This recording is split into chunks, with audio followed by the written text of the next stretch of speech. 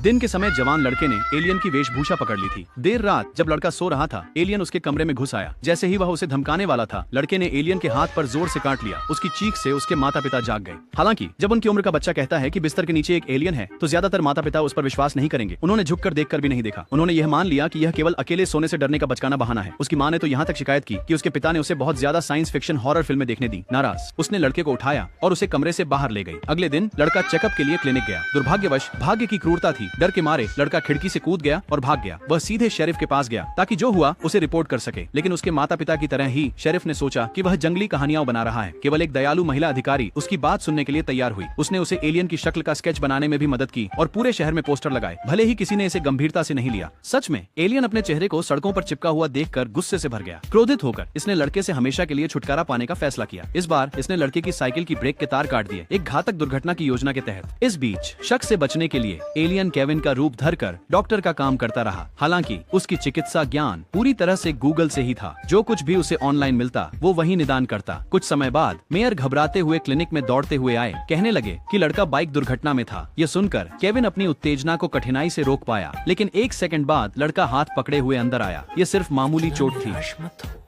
अजीब हो।